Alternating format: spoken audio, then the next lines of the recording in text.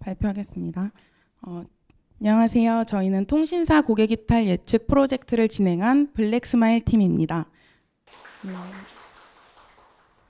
저희 발표 목차입니다. 먼저 팀 소개를 드리겠습니다. 저희는 팀장 송혜지, 팀원 김재성, 이온유, 조미연으로 이루어져 있습니다. 저희는 각각 파트를 데이터 전처리, EDA, 모델링, 발표 자료 제작 파트로 나눠서 진행했는데요. 한 명씩 파트를 맡아서 진행하지 않고 4명 모두 각 단계에 참여하였습니다. 다음 프로젝트 소개입니다. 저희는 캐글에서 주최한 텔레콤 1000 케이스 스터디 해커톤에 참여했던 것인데요. 통신 기업은 연간 15에서 25%에 이르는 높은 고객 이탈을 경험합니다. 고객 확보 비용이 고객 유지 비용보다 5배에서 10배가량 더 필요하다고 하는데요. 그렇기 때문에 이탈률이 높다는 것은 단순히 고객을 잃는 것 이상을 의미하고 고객이 이탈할 때마다 기업은 그 공백을 메우기 위해서 더 많은 비용을 감수해야 합니다. 그래서 저희는 고객 이탈을 예측하고 이탈 위험이 높은 고객을 사전에 식별하여 관리하고 충성도를 높이는 것이 중요하다고 생각하였습니다. 방금 말씀드린 것과 같이 저희의 목표는 통신사 고객 데이터를 활용해서 고객 이탈 여부를 예측하는 것이었는데요. 저희가 다른 타겟 변수는 이탈 여부로 0과 1로 이루어진 이진분류 문제였습니다. 또한 캐글에서는 성능평가 지표로 어큐러시를 사용했는데요. 어큐러시는 모델이 예측한 전체 값 중에 맞춘 것에 대한 비율로 성능을 간단하고 명확하게 확인할 수 있는 지표입니다. 이것은 저희의 데이터인데요. 데이터는 2014년 6월부터 8월까지 3개월간의 정보를 가지고 있습니다.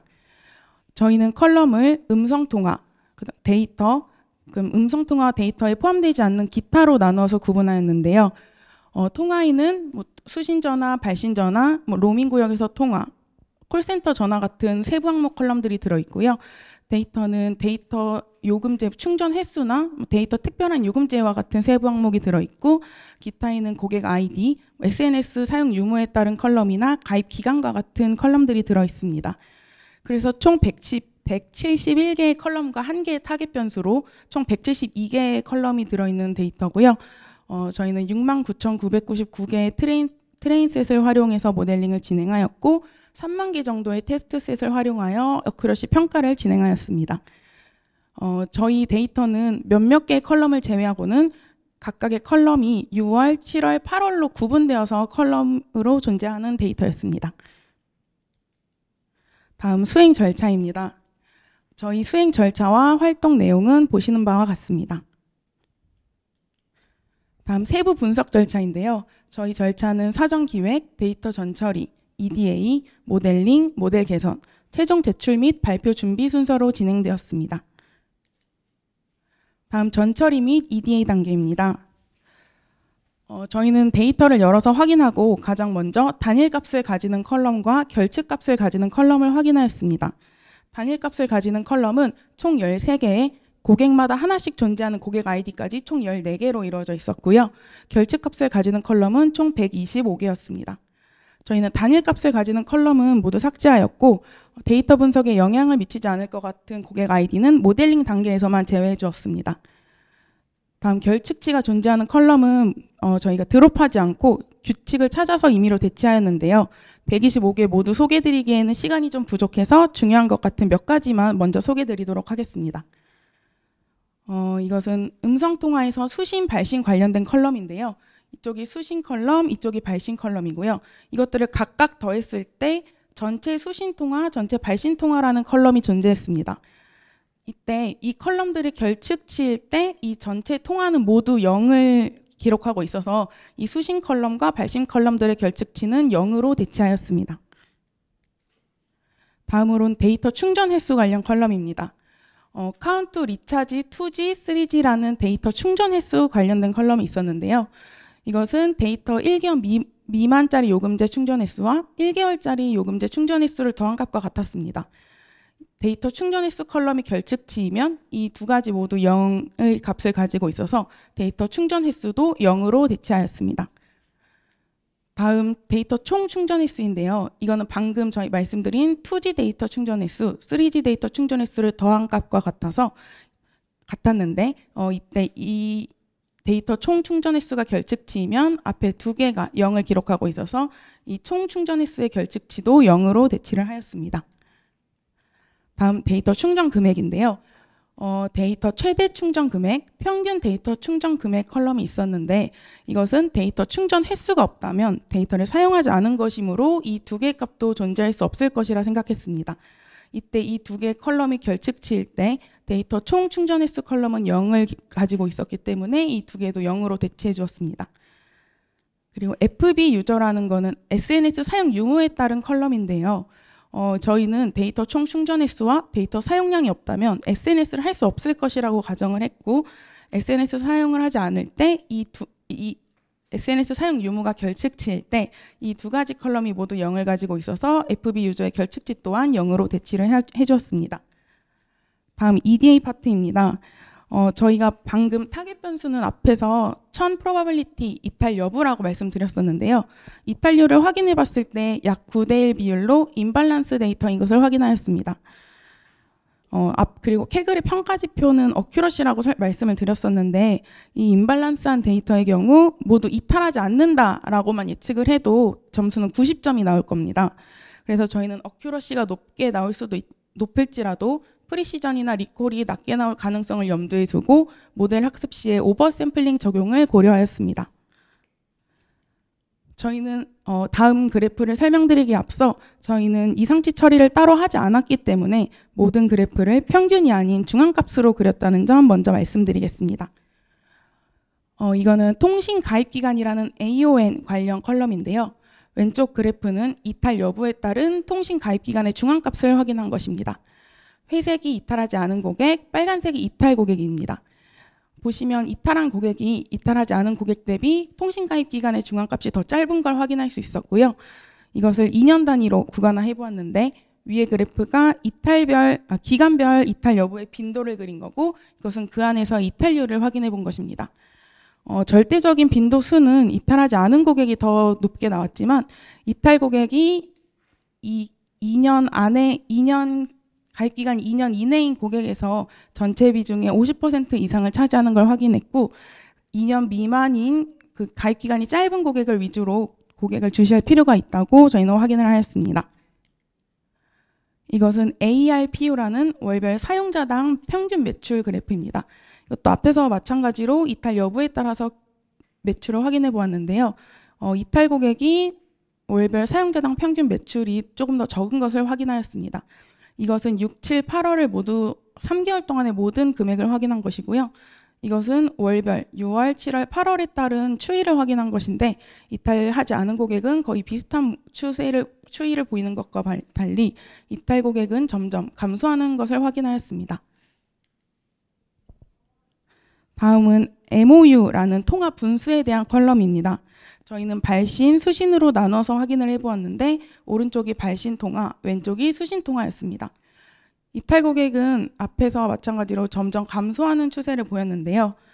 저희는 발신의 경우는 수신과 다르게 요금제에 따른 차감, 즉 사용료가 부과되기 때문에 그 감소하는 폭이 수신 전화보다 발신 전화에서 더 크다고 생각을 하였습니다.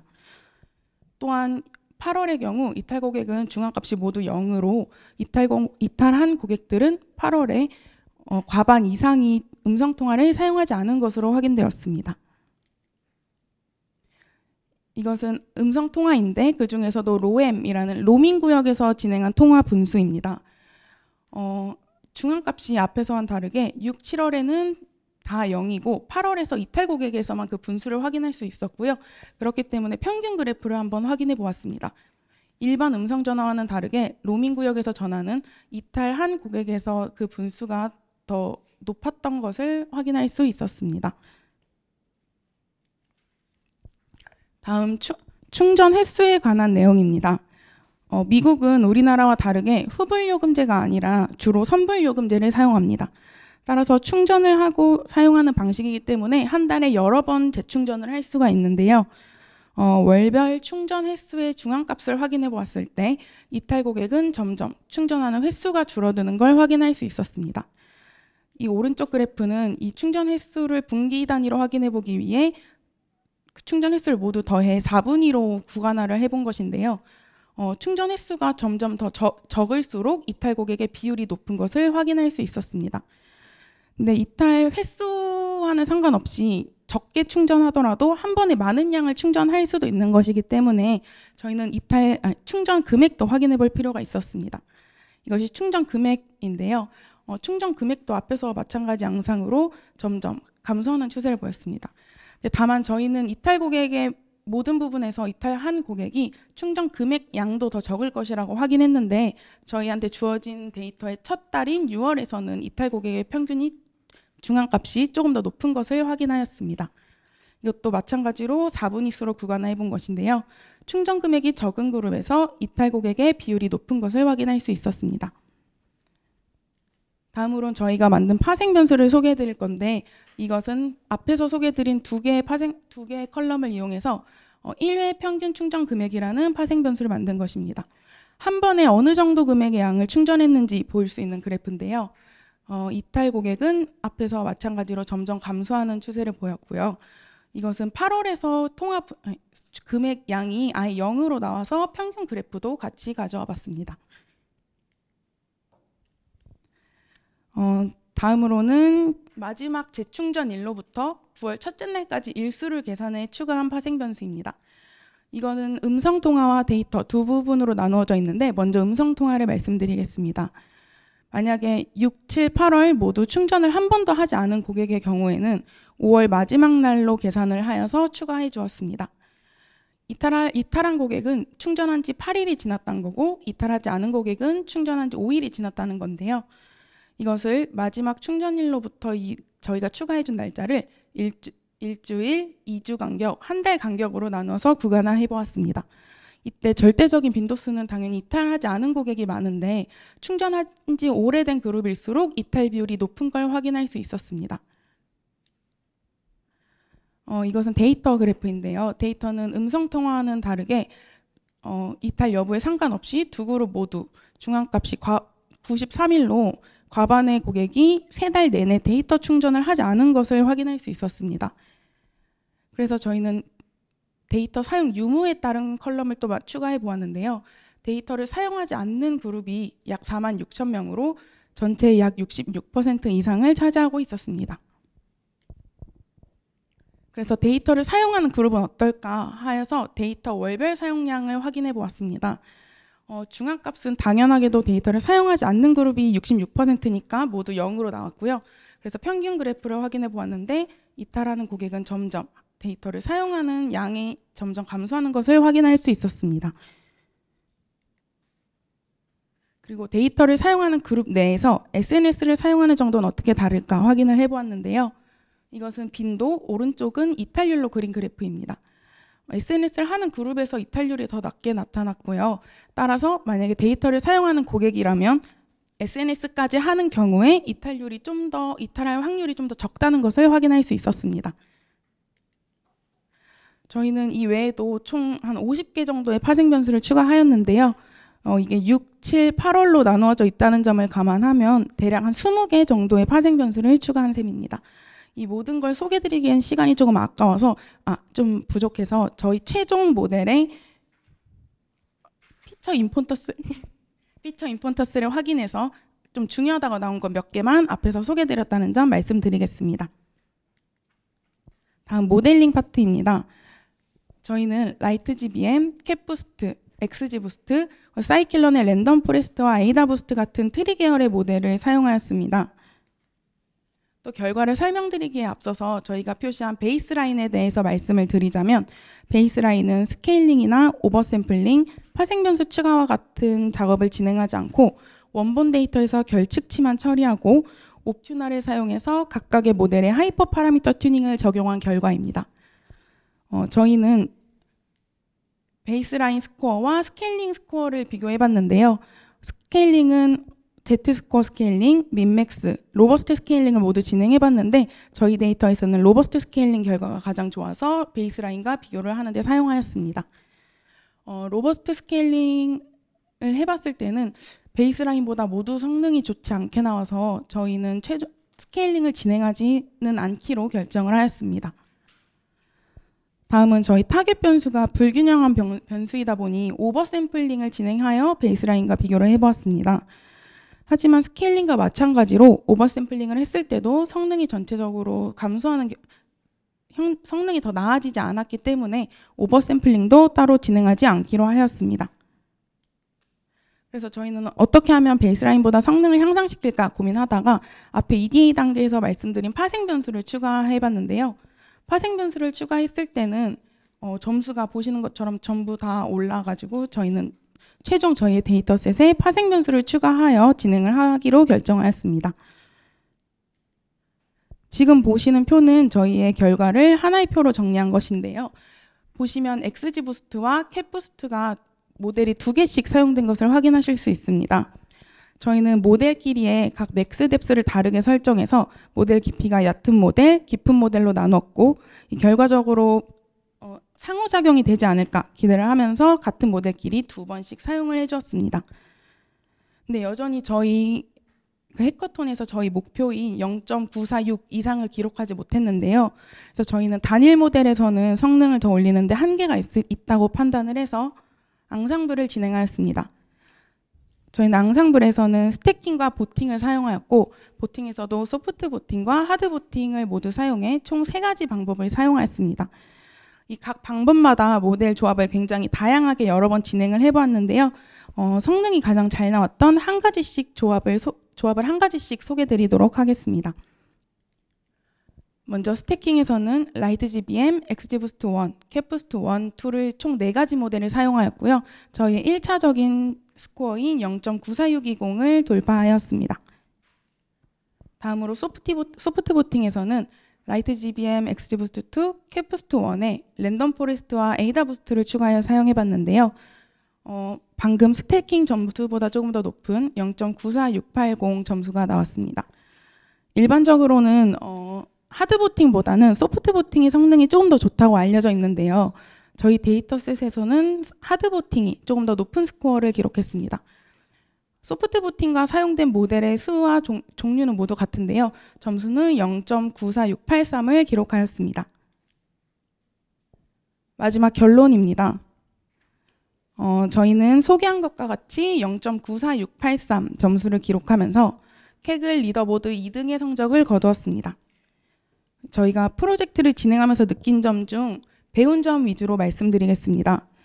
데이터를 분석하고 처리하는 모든 과정에서 확실한 근거를 바탕으로 결정을 내리는 것이 굉장히 중요하다는 것을 깨달았습니다. 그리고 데이터와 근거를 기반으로 결정을 내리는 게 저희가 앞으로 현업에 나아가서도 꼭 가져야 할 자세라고 생각하는 계기가 되었습니다. 이상으로 발표를 마치겠습니다. 감사합니다. 네, 고생 많으셨습니다. 네, 이제 평가 피드백 부탁드리겠습니다. 네, 이번에는 이제 제가 먼저 좀 하겠습니다.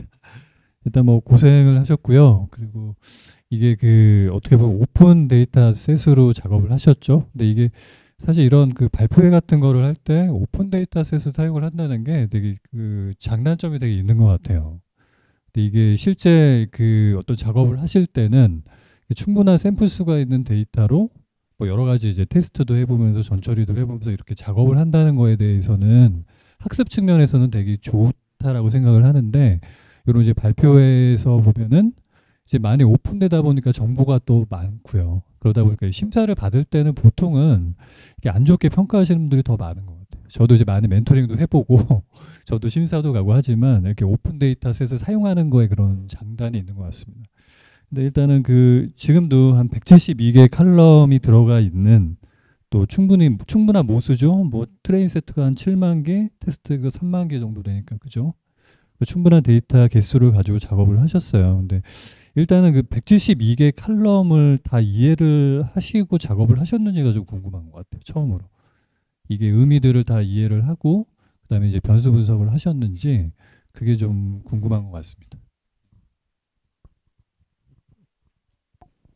네, 이게 모두 영어로 좀 그것도 줄임말로 약자로 나와 있어서 처음에는 전부 다 이해하는데 어려웠는데요. 그래서 저희가 컬럼을 이해하는데 좀 시간을 많이 투자해갖고 직접 손으로도 써보고 인터넷 검색도 하면서 이해하는 단계를 먼저 거쳤습니다. 그게 참 그 어느 분야를 하든 힘들죠. 더구나 이렇게 칼럼이 많은 경우에 뭐 캐글에서 내려받으면 또 가이드가 충분하지가 않아요. 칼럼에 대한 그 인폼이. 그러다 보면 이제 실수도 하게 되고 이제 이렇게 연결이 좀 되는 것 같다라고 생각이 들거든요. 근데 이 발표를 보면은 좀 인상적인 거는 뒤에 보면 이제 그 성능의 어떤 그 숫자들이 굉장히 좋습니다, 사실. 근데 그 좋은 그 원인이 이제 이 내가 투입한 변수에 뭔가 조금 이렇게 잘못되진 않았을까라는 의심도 좀 해보시는 게 사실 항상 필요하거든요. 근데 이랬을 때 보면은 이제 이런 거 있잖아요. 예측을 우리 트레인 시점에서는 이제 이미 지난 데이터니까 다 알고 있지만 실제 뭐 이런 우리가 172개 변수 중에 일부는 내가 예측을 하는 시점에서는 그 리얼월드에서는 또 구할 수가 없는 데이터가 혹시 있을까? 이런 거에 대한 의심을 또 강하게 해보셔야 돼요. 근데 그 실수가 좀 많은 것 같아요. 저도 이제 이 데이터를 디테일하게 지금 하나하나 좀 열어서 볼 수는 없기 때문에 그렇지만 이제 성능이 이게 굉장히 높게 나오는 게 이제 그런 부분도 한번 조심히 한번 살펴보실 여력이 있다. 뭐 저도 이제 몇 번 이제 관찰을 했기 때문에 이런 말씀을 드리는 건데요. 그런 얘기를 좀 드리고 싶고요. 그게 보통은 이제 타겟 리기지라고 보통 부르죠. 타겟이 유출됐다는 이제 의미로 써서 그게 우리가 이제 실제 트레인 데이터에서는 굉장히 높은 성과를 보이지만 우리가 뭐 한 20개 변수를 추출해서 실제 리얼월드에 투입을 했는데 실제 우리가 이제 예측하는 시점에서는 구할 수가 없었던 데이터예요. 뭐 예를 들어 뭐 마지막 뭐 라스트가 붙은 뭐 이런 칼럼들이 이제 많을 것 같은데 마지막으로 뭐 했던 기록. 근데 이거는 사실 이제 예측하는 시점에서는 그 시점에 거기에 구할 수 있는 데이터 인지가 개런티가 안 되는 경우가 있죠. 그래서 이런 것도 좀 조심하셔가지고 작업을 해보시는 게 앞으로도 좀 좋을 것 같다라는 또 생각이 들고요. 그리고 뭐 뒤에 뭐 13페이지 같은 데 보면 이제 전처리 쭉 하셨죠. 그래서 뭐 단일값만 가지는 또 얼마나 많았겠으면 172개를 다 파악을 하고 이제 쳐내는 작업도 보통 하게 될 텐데 이제 단일값만 가지는 거는 이제 왜 쳐내게 된 거죠, 사실? 이거는 사실 정보력이 없죠. 다 똑같은 값이라서 뭔가를 변별할 수 있는 역량이 진짜 하나도 없는 거죠. 그리고 당연히 이제 없애셔야 되는 변수가 맞고요. 그리고 뒤에 보면 이제 전처리를 그 EDA를 굉장히 좀 많이 하셨어요. 굉장한 그 어떻게 보면 장표의 그 수도 이제 차지를 하면서 많이 하셨는데 근데 이게 조금 이제 볼 때 보니까 이제 너무 막대만 나와가지고 약간 이제 이거를 이렇게 어떻게 우리가 이게 시각화를 한다는 거는 사실 이제 비교 가능성을 주는 거잖아요, 상대방한테. 그래서 설득을 되게 편하게 하기 위함이고 보면 이게 그림을 그리시면 거기에 보면 메시지가 사실 더 있는 거죠. 전달하고 싶은 메시지가 뭐 우리 뭐 18페이지 봐도 뭐 이탈 고객은 통신 가입 기간이 더 짧습니다. 뭐 이런 표현들을 좀 하고 싶으신 거고 그거를 그래서 좀 그 전달을 하기 위해서 옆에 보면은 뭐 가입 기간을 2년 단위로 구간을 해서 표현도 하시고 이렇게 하셨지만 여기도 좀 조금 더 내가 시각화를 좀 잘해볼 수 없을까라고 고민하면 이런 그림에 대한 것도 좀 이렇게 비주얼라이제이션 하는 것도 또 좀 개선의 여지가 있으신 것 같아요. 보통 이런 이제 범례를 좀 없애는 고민을 좀 하라고 하죠. 좋은 시각화의 첫 번째는. 그리고 보면 여기에서 보면은 우측의 그림 같은 거에서도 하시고 싶은 얘기는 이게 어떻게 보면은 이탈 고객이 통신 기간이 짧을수록 이탈률이 높다. 이 얘기인데 사실 저게 절대적인 양의 크기들이 다 사실 틀리죠. 그러다 보니까 이게 좀 직관적으로 이제 보이진 않아요. 사실 이렇게 딱 눈으로 봤을 때는요. 근데 이럴 때도 사실은 그냥 그 뒤에서는 좀 그렇게 하셨던데 그냥 뭐 이탈 레이셔 같은 거를 그냥 같이 저게 뭐 이렇게 라인 차트로 같이 추가를 하셨으면 좀 어땠을까? 그러면 이제 위에서는 높고 점점 떨어지는 그렇게 좀 표현될 수도 있었겠죠. 그런 거에 대한 좀 고민도 좀 필요하다라고 생각이 들고요. 그리고 여기에 이 과제의 가장 컸던 거는 좀 생각해 보면은 어떤 걸까요? 보통 이제 이거는 데이터 불균형? 그거가 가장 큰 거 같아요. 이 과제의 어떤 핵심은. 그래서 타겟을 살펴보면 거의 9대1의 비중을 가지고 있고, 그죠? 근데 그 리얼월드에서 작업을 하실 때 보면 이런 데이터를 상당히 자주 만나죠. 분류 문제에서. 그리고 대부분 우리가 맞추고 싶은 거는 그 소수의 클래스를 가진 데이터죠. 근데 이런 데이터를 작업을 하실 때도요, 그 많이 작업을 해보신 분들의 어떤 직관이나 노련함 같은 게 좀 차이가 날 때가 사실 많이 목격이 되는 것 같아요.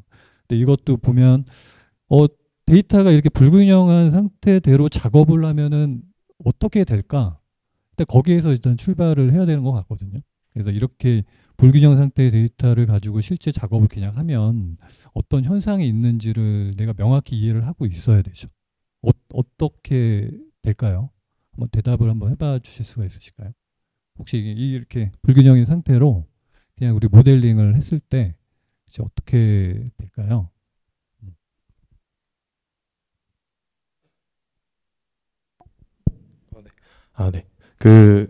정확하게 뭐 이게 맞다까지는 아닌데 제가 작업을 했을 때는 소스 클래스에 대해서 예측 성능이 낮다 보니까 그래서 오히려 그거 때문에 저희 아까 말씀해 주셨던 것처럼 성능들이 되게 높다라고 말씀을 해주셨는데 오히려 그거 소스 클래스에 대한 예측 성능이 낮기 때문에 전체적으로 정확도가 좀 높게 나왔을 거라고 저희가 좀 판단을 했는데 아까 앞서 발표에서 말씀드렸던 것처럼 당연히 이제 불균형 문제를 해결하고자 오버 샘플링 기법도 활용을 했고 그 다음에 모델링 작업에서 저희가 파라미터 중에서 클래스 웨이트 이제 저희 불균형 문제를 해결하기 위해서 파라미터도 추가를 해봤습니다. 근데 계속 이제 그렇게 불균형 문제를 해결하고자 이제 시도를 해봤는데 계속 성능이 안 나왔습니다. 근데 사실상 저희가 경진대회라다 보니까 무조건 점수적인 거를 올려보자라는 거에 좀 초점을 맞춰가지고 조금 그 문제를 좀 해결을 하지 못했다고 생각을 했습니다. 보통 저렇게 데이터 불균형이 심할 때는 모델이 학습이 될 때 좀 그 다수 클래스가 있는 쪽의 데이터로 학습이 보통 편향이 생기면서 되겠죠. 그리고 이제 소스 클래스도 학습이 되겠지만 일부의 충분한 패턴을 내가 학습을 못하기 때문에 소수의 클래스도 약간 가적합되는 경향이 생깁니다. 그러다 보면은 얘는 이제 웬만하면은 그냥 정상으로 자꾸 답을 뱉으려고 하는 그 경향이 생기고 그 결과로 보면은 우리가 이제 프리시저는 내가 낸 정답에 대한 정답률이죠. 내가 낸 신호에 대한 그리고 리콜은 내가 맞춰야 되는 거에서 몇 개를 맞췄냐 어떻게 보면 커버리지의 느낌이라고 할까 했죠. 근데 그런 커버리지의 느낌 리콜이 굉장히 좀 떨어집니다. 결과적으로는 그런 이제 현상이 되는데 그리고 반대로 우리가 그냥 그 일반 정상을 정상으로 맞히는 그 율은 굉장히 높아요. 이걸 보통 이제 특이도라고 보통 이제 부르죠. 그래서 이게 사실 이제 트레이드 오프가 되면서 같이 가져가게 되는 문제가 생기는 건데 그래서 이거를 해결하려고 하면은 뭐 여러 가지 방법이 있겠죠. 그래서 그 뭐 평가 매트릭 모델 훈련할 때 매트릭 자체를 리콜로 놓고 작업을 하기도 하고요. 직접적으로. 그리고 저렇게 리샘플링을 통해서 저걸 해결하고자 하는 것도 하나의 방법입니다. 그래서 저기에서 이제 오버 샘플링하고 언더 샘플링을 선택을 보통 하게 되는데 그게 어느 샘플링을 선택하느냐도 굉장히 중요한 결정이다라고 좀 말씀드리고 싶어요. 실제적으로 작업을 하면은 분석과의 중요한 결정 중에 하나가 또 그런 샘플링 기법을 정하는 거예요. 근데 보통은 이제 오버 샘플링을 선호하는 것 같아요. 처음에 하실 때는. 그래서 언더 샘플링은 뭔가 좀 나쁘지 않나? 근데 이것도 사실 이제 오해가 굉장히 많고 때로는 언더 샘플링이 굉장히 적절할 때가 있고요. 정보가 훼손되지가 않기 때문이고 이렇게 좀 충분한 그 데이터 샘플 수를 가지고 있을 때는 그게 더 좀 적절할 때도 있습니다. 이런 샘플링은 그걸 이제 눈으로 좀 보셔야 재밌잖아요. 그러니까 했을 때 전보다 좀 개선되는 거, 불균형이 개선되면서 성과로 나타나는 그걸 보셔야 재밌는데 이렇게 보시려면 일단 전제가 예측력이 어느 평균적인 예측력이 확보가 되어야 돼요. 그러니까 너무 예측력이 안 나와도 이 현상을 좀 볼 수가 없고요. 또 지금 이제 정확히는 제가 이제 알 수는 없지만 이렇게 너무 이렇게 과도하게 성능이 나오잖아요. 근데 이랬을 때 뭐 타겟 리기지가 있을 수도 있다라고 생각하는데 이런 그 느낌에서도 눈으로 식별이 잘 안 돼요. 그게 있어서 뭔가 이제 정상적인 작업이 어느 정도 확보가 된 시점에서 뭐 이런 걸 같이 좀 확인하시면 되기 좋을 것 같다라는 좀 생각이 들고요. 그리고 이제 뭐 그 뒤에서 이제 모델 부분도 간단하게 하나만 좀 얘기 드릴게요. 모델들을 보면은 지금 쓰신 것들은 다 트리 앙상블 모델을 사용을 하셨죠? 라이지비엠, 엑스지부스트, 캡부스트 이렇게 사용을 하셨는데 이게 특별히 좀 이유가 있으실까요? 이렇게 좀 트리 계열만 쭉 이렇게 쓰시게 된 이유가요? 네, 저희가 트리 모델을 사용한 이유는 저희 데이터의 분포가 대부분 한쪽으로 치우쳐져 있는 꼬리가 되게 긴 분포를 가지고 있었기 때문에 그래서 이상치에 가장 영향을 제일 덜 받는 트리 모델을 선택하게 되었습니다. 네, 이것도 사실은 이제 어떤 챌린지를 굉장히 받을 수 있는 이런 그 모델 선택이에요. 사실 여러 가지 심사를 받으시다 보면은 우리가 이렇게 여러 가지 모델을 검토를 하고 비교를 하고 앙상블을 시도하는 그 기저에는 약간 특징들이 다른 모델을 좀 섞고 싶어 하는 거가 있는 거죠. 근데 이게 뭐 반드시 성능이 좋다 그래서 그게 가장 좋진 또 않거든요. 여러 가지 판단이 있고 이게 얼마나 지속 가능성이 있어 이런 거를 판단할 때는 약간 이제 선형이 좀 앙상블이 돼도 좋고 이렇게 되는 겁니다. 근데 이 그 트리거를 보면은 이렇게 나온 순서로 보면은 여기서 XG 부스트가 먼저 나오고 그다음에 라이지 비행 캡 부스트가 가장 마지막에 나왔죠. 근데 보통은 약간의 차이는 있지만 이게 그 최근에 나온 트리 알고리즘 모델일수록 조금 더 성능은 나와요. 같은 데이터 소스를 그 유사하게 이제 하이퍼 파라미터를 맞춰놓고 돌리면 그런 경향이 나옵니다. 그래서 어떻게 보면 이걸 좀 작업을 많이 하시는 분들이 보면은 너무 이제 약간 뻔한 결과처럼 보일 수도 있어요. 이렇게 같은 계열만 뭔가 작업을 해서 비교를 해놓는다고 하는 거가요. 그리고 이제 그 다음 페이지 32페이지 뭐 그런데 모델 결과 한번 나온 거 한번 아무거나 볼까요? 32페이지 한번 보여주실래요? 근데 여기서도 약간 좀 함정이 있습니다. 저게 약간 시각화하고도 관련이 된 건데 왼쪽의 그림을 보면 좀 차이가 나는 것 같아요. 빨간색이 좋아 보이지만 사실 그 축을 보면은 Y축의 아래쪽을 보면 0.9부터 사실 시작을 하죠. 그래서 저기 만약에 축이 0부터 시작을 했다면 그냥 거의 일직선처럼 보일 거예요. 차이가 없이. 그래서 저렇게 이렇게 끊는 거는 어떻게 보면 저 현상을 약간 과장해서 시각적으로 표현하는 거죠. 그래서 내가 뭔가를 강조할 포인트가 있을 때는 저렇게 표현도 하지만 왜곡을 주는 또 표현 방법이기도 하거든요. 근데 여기 지금 실제적으로는 0.9418, 0.9410 이러기 때문에 정말 이제 0.1%도 사실 그죠? 이런 정도의 차이인 거죠, 사실. 그래서 모델이 좀 차이 난다라고 보기는 굉장히 좀 어려운 결과들이죠. 그래서 이게 조금 뭐가 중간에 걸려 있는 것 같다는 느낌이 좀 많이 제가 좀 들은 것 같아요. 그래서 이게 조금 더 여러 가지 작업들을 해보셨을 텐데 그 비교를 하시면서 뭔가 내가 좀 쌓아가는 측면에서 조금 이렇게 손해를 좀 보시지 않았나 싶어요. 이런 걸 많이 이제 반복적으로 하시면서 뭐가 되고 안 되고 이런 느낌들을 좀 가져가시는 게 되게 중요한데 지금 이제 너무 일단은 전체적으로 다 베이스가 저렇게 나와버리기 때문에 뭔가 특별히 뭐가 좋고 안 좋고를 느끼시기가 좀 힘들었을 것 같다는 생각이 듭니다. 그리고 이제 스케일링 같은 거는 사실 뭐 트리 모델의 그런 알고리즘의 직관을 알고 있다면 사실은 이제 트리에서는 저 스케일링이 어떤 영향도가 굉장히 별로 없거든요. 그래서 가장 뭐 전처리에 민감도가 덜한 모델이 트리 계열이에요. 해보면. 그래서 좀 그 비기너 분들이 많이 선호를 그래서도 하죠. 실수할 확률이 적고 웬만한 처리를 안 해도 안에서 많이 해줍니다. 그래서 그런 것도 이제 편해서인데 스케일링도 마찬가지로 그렇죠. 이 안에 하거나 안 하거나 큰 차이가 없어요. 이제 트리에서는. 이제 그런 것도 좀 이렇게 알고 계시면 좋을 것 같다라고 생각이 들고 제가 좀 시간을 너무 많이 썼는데 전체적으로 좀 그 작업을 이렇게 끝까지 해보신 거는 되게 저도 좀 잘 봤고요. 근데 중간중간에 이렇게 조금 더 가져가실 수 있는데 못 가져가시는 부분들이 조금 보여서 그런 거를 조금 이제 아쉽기도 하고 그렇게 본 것 같습니다. 네, 수고 많으셨어요. 감사합니다.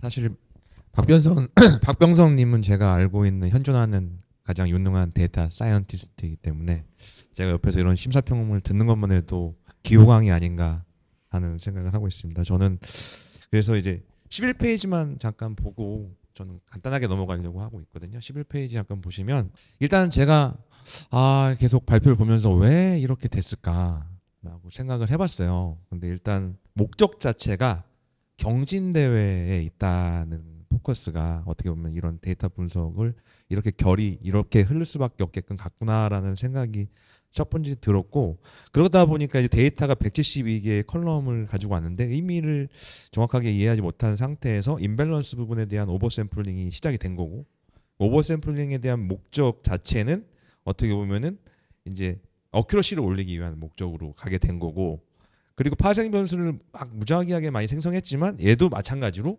모델 개선을 위한 포커스로 된 거고 그러다 보니까 마지막에 이제 모델 개선에서 트리 기반 모델을 선정한 이후에 트리 기반의 한계점을 잘 이해하지 못하고 어큐러시에만 목적을 두다 보니까 트리 기반 알고리즘의 가장 큰 한계들이 있거든요. 뭐냐면 첫 번째가 과적합이고 트리가 깊어질수록 오버피팅이 생기고 그게 이제 어떻게 보면 이게 알고리즘을 실질적으로 적용했을 때 이제 비즈니스 사이드에서 실질적으로 적용했을 때 로버스트하지 못하다라는 문제가 이제 발생합니다. 그러니까 뭐냐면 이렇게 어큐러시가 높아도 이 친구를 비즈니스에 넣었을 때 실 데이터를 넣었을 때 유효하지가 않은 거예요. 그게 이제 어떻게 보면 좀 비즈니스 입장에서 볼 때 그런 질문을 받을 수 있고, 두 번째가 트리 기반을 썼을 때 데이터 분포에 민감합니다.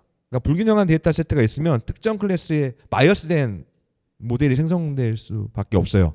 그래서 어큐러시 높지만 이제 비즈니스 사이드에 적용하기가 한계점이 또 있고, 세 번째로 이 트리 기반 자체가 높은 계산 비용이 들어요. 트리 수가 많아질수록 학습 추론 시간이 증가하기 때문에 다시 학습시키거나 뭐 이럴 때 컴퓨테이션 코스트의 증가를 이야기한다는 거 있고, 또 마지막에 이제 한계가 데이터 스케일의 비효율적이에요. 그래서 마지막에 모델 계산할 때 스케일링을 막 했지만 되게 문제는 뭐냐면 이 데이터 172개 컬럼 중에 분류형 변수가 몇 개고 연속형 변수가 몇 개인지에 대해서 정확하게 나와 있지가 않았어요. 그래서 연속형 변수가 많을수록 성능이 떨어질 수가 있어요.